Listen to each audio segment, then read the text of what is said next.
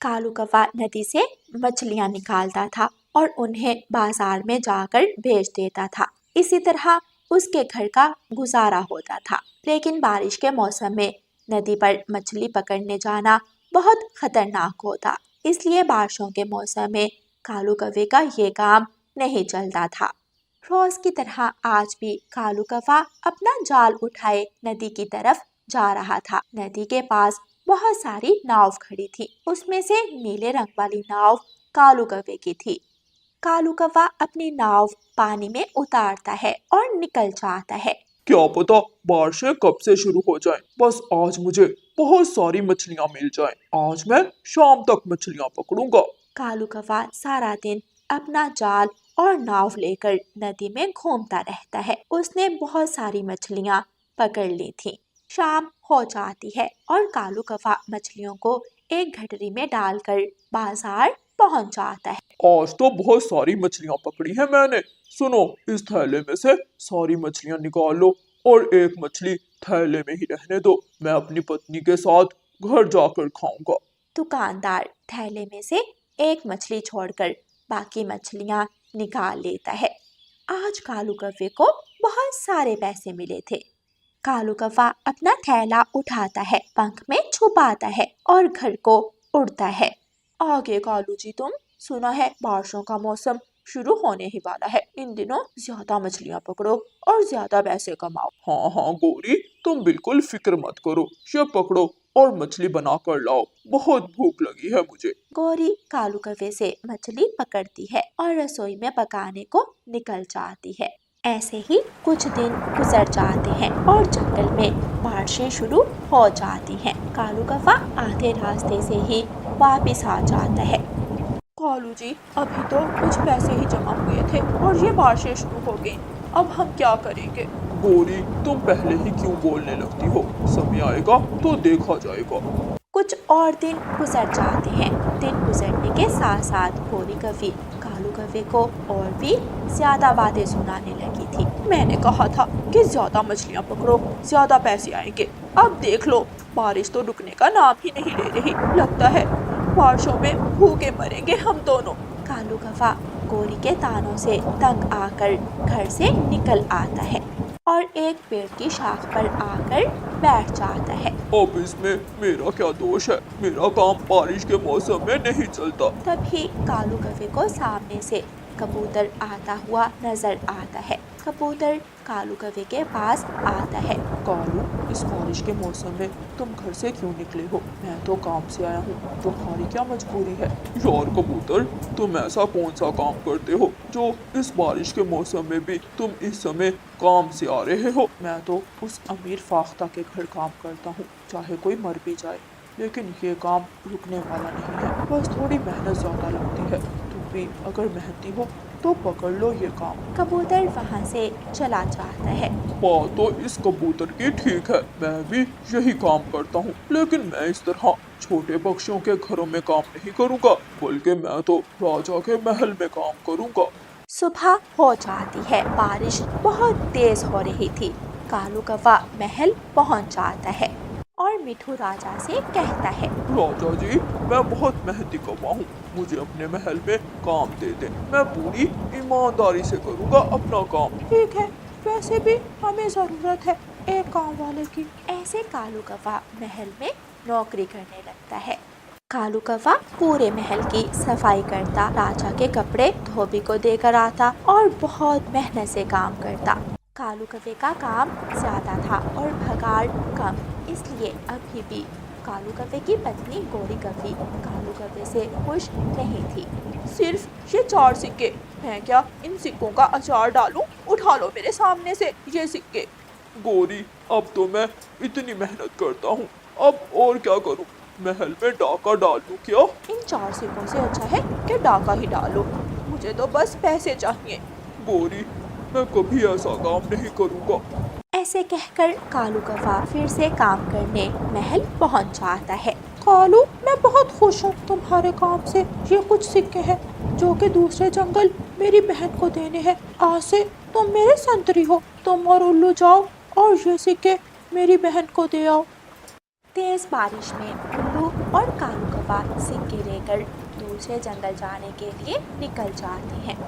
रास्ते में उल्लू कालू कौवे से कहता है, देखो कालू, मुझे पैसों की बहुत ज़रूरत है, हम इसमें से कुछ सिक्के निकाल लेते हैं। ना ना, मैं ये काम कभी नहीं करूँगा। उल्लू, चुपचाप राजा जी की बहन के घर चलो। लगता है तुम ऐसे नहीं मानोगे। उल्लू कालू कौवे को नीचे की तरफ धक्का देता है। पीछे पड़े पत्थर में कालू कौवे का सर लगता है और वो बेहोश हो जाता है। सुबह तक ये कौवा मर जाएगा। आया बड़ा मुझे रोकने वाला।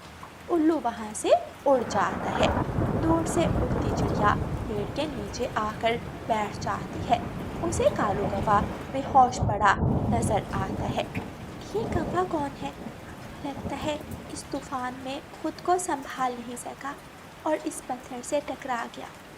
रानू चिड़िया उड़ती है। थोड़ा आगे चाचा छमछम की दुकान थी। चाचा छमछम, वहाँ पेड़ के नीचे कौवा बेहोश पड़ा है, प्लीज मेरे साथ चलें, उसे डॉक्टर के पास ले जाना पड़ेगा।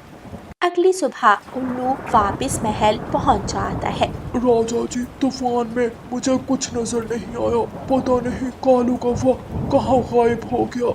कालू कौवे को होश आ जाता है। मुझे महल जाना है। कौवे भैया, बुलबुल डॉक्टर ने कहा है कि अभी आप उड़ने की हालत में नहीं हैं। मुझे अपने राजा जी को उस उल्लू का सच बताना है।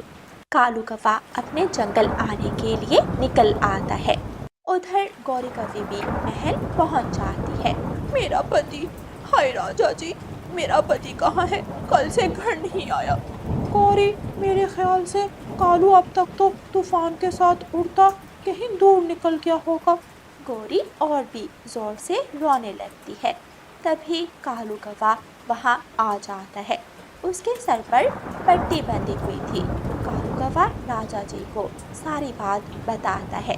सैनिकों, पकड़ लो इस उल्लू को और कैद खाने में डाल दो। कालू जी, शुक्र है ऊपर वाले का, आप ठीक हैं।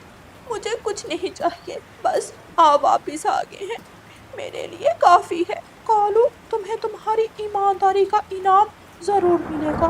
फिर मिट्ठू राजा कालू कौवे को ढेर सारे सिक्के देता है। गौरी कौवे और कालू कौवा खुश हो जाते हैं। प्यारे दोस्तों, इस कहानी को लाइक, अपने दोस्तों के साथ शेयर और चैनल को सब्सक्राइब करना बिल्कुल मत भूलना। आपका धन्यवाद।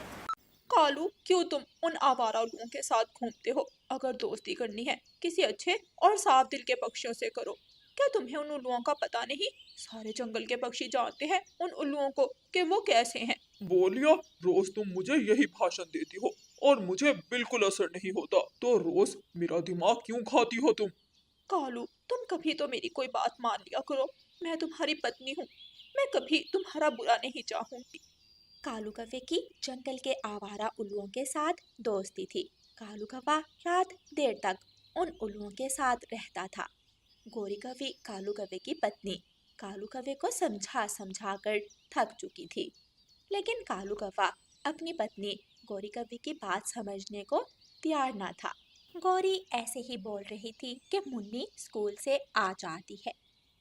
आ गई मेरी बेटी। जी मम्मा, आ गई, बहुत भूख लगी है। मुन्नी, मैं भोजन लाती हूँ।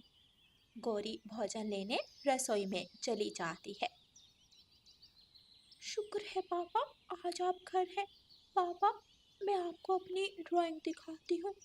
आज मैंने स्कूल में ड्राइंग बनाई थी। मुन्नी बेटी, मैं रात को देखूंगा, अभी मैंने अपने दोस्त उल्लू को मिलने जाना है। ऐसे कहकर कालू कौवा चला जाता है। गौरी कौवी रसोई से भोजन लेकर आती है। मुन्नी रो रही थी। बेटी, क्या हुआ? आप रो क्यों रही हो? मम्मा, लगता है पापा मुझसे प्यार नहीं करते, वो कभी मेरी बात नहीं सुनते। मुन्नी बेटी, कालू तो आजकल मेरी बात भी नहीं सुन रहा। मैं आपके पापा को समझाऊंगी, वो जरूर हमें भी समय दिया करेंगे। मुन्नी भोजन खाने लग जाती है। वैसे कालू यार, रानू चिड़िया जैसी खूबसूरत पक्षी इस जंगल में कोई दूसरी नहीं है। हाँ उल्लू यार, बात तो ठीक कह रहा है तू। उल्लू और कालू कौवा हंसने लगते हैं। आधी रात को नशे में धुत कालू कौवा घर आता है। गौरी, दरवाजा खोलो। रानू चिड़िया दरवाजा खोलती है। कालू भैया, आप यहाँ? गौरी, तुम तो बिल्कुल रानो जैसी लग रही हो। तुम्हारा काला रंग अचानक सुनहरी कैसे हो गया? जी कालू भैया, आपने नशा किया हुआ है। ये मेरा घर है, रानू का। जाएं यहाँ से। रानू चिड़िया गुस्से से दरवाजा बंद कर देती है। रानो का घर है ये? क्या कह कर गई है ये? कालू कौवा नशे में कभी इधर तो कभी उधर घूमता है और एक पेड़ के नीचे जाकर सो जाता है। सुबह हो जाती है। कालू, ओ कालू, उठो। अगर किसी पक्षी ने तुम्हें इस तरह पेड़ के नीचे सोया देख लिया तो बहुत बेइज्जती हो जाएगी। जल्दी उठो, घर चलो। ये मैं कहाँ हूँ? मैं कहाँ सो रहा था? कहाँ पड़ा था मैं? गौरी कवि कालू को लेकर घर चली जाती है। कालू, तुम्हारी एक बेटी है, एक पत्नी है। तुम्हें हमारी कोई परवाह नहीं है। ये लो पैसे और अपना मुंह बंद रखो। गौरी कवि रो रही थी। ना जाने किस बुरे काम से ये पैसे कमा कर लाए हो, मुझे नहीं चाहिए। गौरी ऐसे ही बोल रही थी कि कालू सो जाता है। मुझे कालू को सबक सिखाना ही होगा। रानो बहन ही मेरी मदद कर सकती है। गौरी कवि अपने घर से निकलती है और रानो चिड़िया के घर जाती है। आए गौरी बहन, मुझे भी आपसे बात करनी थी। अच्छा हुआ आप आ गई। रानो चिड़िया गौरी को सारी बात बताती है। रानो, कालू की उन उल्लुओं के साथ दोस्ती है। मेरी कोई बात नहीं मानता कालू। मुन्नी को भी बिल्कुल समय नहीं देता। मैं तो बहुत परेशान हूँ। आखिर करूँ तो करूँ क्या? गौरी बहन, अगर मुन्नी बचपन में अपने पिता का ये रूप देखेगी तो उस पर इस बात का बहुत बुरा असर पड़ेगा। वही तो रानो, मैं कालू को समझा समझा कर थक चुकी हूँ। गौरी बहन, मेरे पास एक प्लान है। रानो चिड़िया गौरी को सारा प्लान बताती है। ठीक है रानो, मैं ये तरीका भी आजमा लूंगी। तुम्हारा धन्यवाद। मैं चलती हूँ अब। गौरी कवि घर जाती है। कालू कौवा घोंसले में सोया पड़ा था। गौरी ऊंची आवाज में कहती है, बस बहुत ड्रामा हो गया तुम्हारा। मैं दूसरी शादी कर रही हूँ। अब मैं तुम्हारे साथ नहीं रह सकती। गौरी की आवाज सुनकर कालू कौवा उठकर बैठ जाता है। जिसे शादी करनी है करो, लेकिन मेरा दिमाग मत खाओ। मुझे सोने दो। कालू की ये बात सुनकर गौरी निराश हो जाती है। मुन्नी स्कूल से आ जाती है। शुक्र है पापा घर है। मुझे बहुत सारी बातें करनी है पापा से। मुन्नी बेटी, आपके पापा बहुत थके हुए हैं। सोने दो। आप रानू आंटी के घर चली जाओ। गुड़िया के साथ खेल लेना। गौरी नहीं चाहती थी कि कालू मुन्नी को डांटे। मुन्नी रानू चिड़िया के घर जा रही थी। अचानक मुन्नी को किसी के रोने की आवाज आती है। मुन्नी पेड़ के पास जाकर देखती है। जैसे ही मुन्नी पेड़ के पास आती है, पीछे से दो उल्लू मुन्नी को बोरी में डाल लेते हैं। चलो भाई, आज का शिकार मिल गया। चलो चलते हैं बॉस के पास। शाम हो जाती है, लेकिन मुन्नी अभी तक घर नहीं आई थी। मुन्नी अभी तक घर नहीं आई। मैं खुद जाकर ले आती हूँ। कालू कौवा अपने दोस्तों के पास बैठा गप्पे लगा रहा था। कालू यार, एक नया बिजनेस है। आज पहला शिकार तो आसानी से मिल गया था। देखते हैं अब कितने पैसे मिलते हैं। कौन सा बिजनेस उल्लू दोस्त? बॉस को कुछ बच्चे पक्षियों की जरूरत है। मेरी नजर में भी दो तीन बच्चे हैं। हमें तो पैसों से मतलब है। तीनों हंसने लग जाते हैं। रानो, ये क्या कह रही हो? मुन्नी तो जैसे ही स्कूल से आई थी, मैंने उसे तुम्हारी तरफ भेज दिया था। गौरी बहन, लेकिन मुन्नी तो मेरे घर आई ही नहीं। मेरी बच्ची कहाँ गई होगी? गौरी रोने लग जाती है। गौरी बहन, हम कबूतर भाई के घर जाकर पता करती हैं, आप परेशान मत हो। गौरी कवि और रानो चिड़िया कबूतर के घर जा रही थी कि उन्हें एक तरफ से कालू और उल्लुओं के हंसने की आवाज आती है। रानो, ये तो कालू की आवाज है। रुको, मैं कालू को भी बता दूं। गौरी कवि कालू कवि के पास जाती है। कालू, दोपहर से मुन्नी गायब है। जल्दी चलो, ढूंढो मुन्नी को। कालू के चेहरे से हंसी गायब हो गई थी। क्या कह रही हो? कहाँ है मुन्नी? कालू, मुन्नी रानो के घर नहीं पहुंची। हम कबूतर के घर जा रही हैं पता करने। अच्छा यार कालू, हम चलते हैं। मेरी बेटी खो गई है, मेरी मदद करो। तुम दोनों कहाँ जा रहे हो? यार, तुम्हारे घर का मसला है, तुम जानो हम क्या कर सकते हैं। रुक जाओ तुम दोनों। वो पक्षी वो पक्षी कहाँ है? कौन सा पक्षी? जाओ कालू, अपनी बेटी ढूंढो। उल्लू, मुझे मेरी बेटी चाहिए। मुझे बताओ, तुमने मेरी बेटी के साथ क्या किया? हमारा दिमाग क्यों खराब कर रहे हो? जाओ यहाँ से। कालू उल्लू को चोंच मारने लगता है। गौरी भी दोनों को चोंच मारने लगती है। बताता हूँ। अभी वो पक्षी मेरे घर पर ही है। कालू कौवा, गौरी कवि और रानो चिड़िया उल्लुओं के साथ उनके घर जाती है। रानो चिड़िया जल्दी से बोरी खोलती है। बोरी में मुन्नी थी। मुन्नी बेहोश हो गई थी। कालू भैया, मुन्नी को जल्दी उठाएं, बुलबुल डॉक्टर के पास लेकर चलें। कालू कौवा मुन्नी को उठाता है और बुलबुल डॉक्टर के पास ले जाता है। ऑक्सीजन की कमी होने की वजह से मुन्नी बेहोश हो गई थी, लेकिन चिंता की कोई बात नहीं है। गौरी, मैं बहुत शर्मिंदा हूँ। मुझे एहसास हो गया है।